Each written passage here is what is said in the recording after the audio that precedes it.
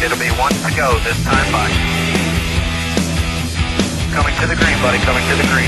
Let's go get him. Go, go, go. Dig. Go, go, go, go. Get your motor running. Head out on the highway.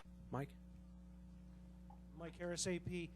Mark, you've been around a long time, seen a lot of changes in the sport. There's a lot of talk right now about some people feel that the chase needs to be changed, qualifying procedure for rainouts needs to be changed. How do you feel about that? Do you feel there's changes needed?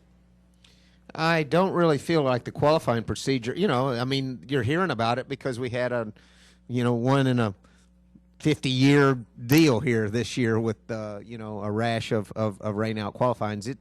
As far as I know and as far as I can come up with, I think the system, that is in place is probably the best system I could think of for rain-out qualifying. They do everything, that they can to get qualifying in, obviously. Sometimes they try harder than I might if I was in charge. So I certainly think that that whole process is very sound and solid. I wasn't the world's biggest supporter of the chase format when they came out with it because I felt like if you built up a lead throughout, I was a traditionalist and felt like if you built up a lead throughout the season that you ought to be able to hang on to it. But it did turn out to be great for the sport, and I became a fan of it, and I am a big supporter of it. The one thing I did say was if you're going to do that, if you're going to start over with 10 races to go, then, and that's all about excitement, and it's not really about anything else but generating excitement for the fans, then just make it 12, 11, 10, 9, 8, 7, 6, 5, 4, 3, 2, 1. But I haven't seen a computer model of how that would work, but I really think that don't put the guys, then you can't run 43rd.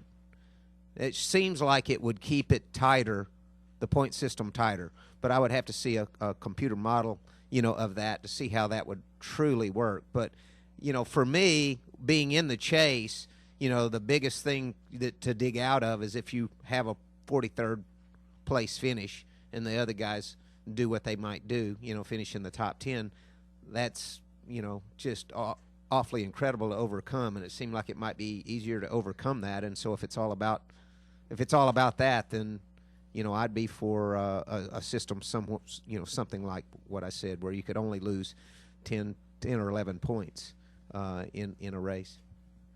David? Going back, David Poole, going back to the deal with the vault thing. This is sort of the end of your deal with the Army, and I've been talking to a lot of people who've been associated with Army type sponsorships throughout motorsports.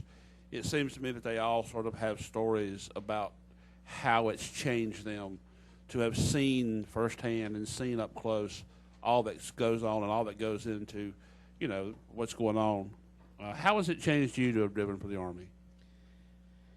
I'm a little bit ashamed to say that I'm 49 years old, and sometimes I still look at myself and think, I'm a kid, a teenager or something in my logic or the way I think. I think we take things for granted, and the older we get, maybe the less we take things for granted. But I certainly took for granted our men and women in uniform and the sacrifices they make, whether it's when I visit Walter Reed and see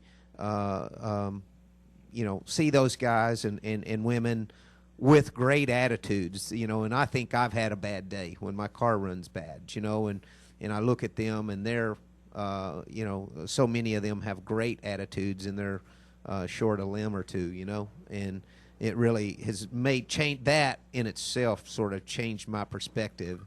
And I wish I could hold on to that, as strong as I did the day that I left Walter Reed. But, sometimes when it's out of sight, you kind of forget that.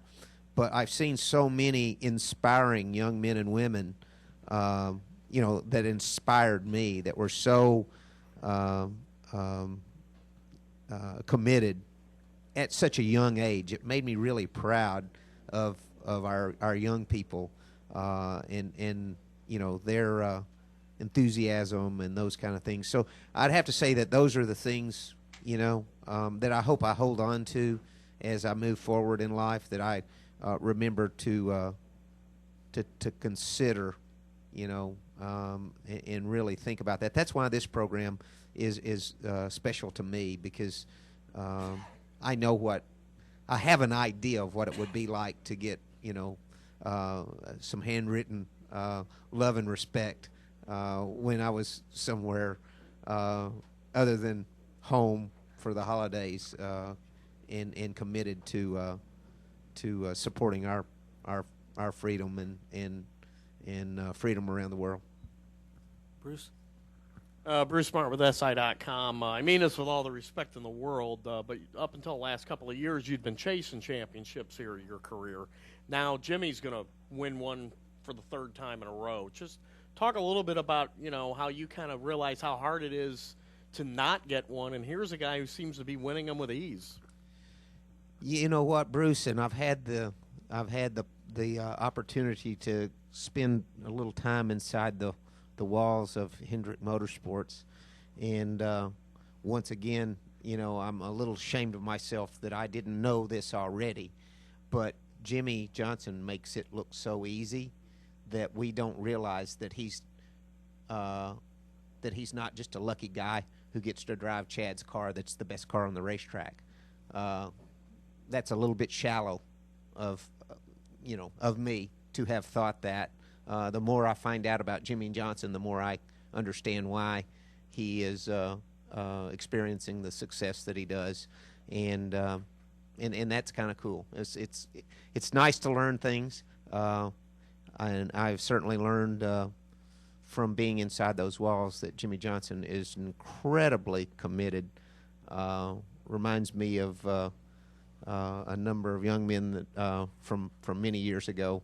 But Jimmy's willing to do whatever it takes to gain an advantage on the competition, whether it's mental, physical, or mechanical, and I think that's really cool. And also along the way, I've also learned and have a renewed respect for the incredible talent that Jeff Gordon has, because a lot of the success that Jeff Gordon has experienced over the years came because of his incredible talent, and not because he drove the best race car in the garage as well. So I guess you live and learn, and I'm sure I've got a lot more to learn, but those are two things that I've really noticed over the past 12 months or so that I've been involved with Hendrick Motorsports. Mark Arrow, Performance Racing Network. We've read certain things on the internet. You might run the last race for Hendrick Motorsports. You might not. What's the latest there? What can you tell us about that? The Phoenix will be my final race with Dale Earnhardt Incorporated, and the number 8 car, and I'll be on the couch for Homestead, watching a race with a remote control, and that'll be my last chance to charge my batteries as I head into what will be a very, very exciting year of my life. I'm really excited about it, but I won't be I won't be driving at Homestead, and as far as I know, I won't be even visiting.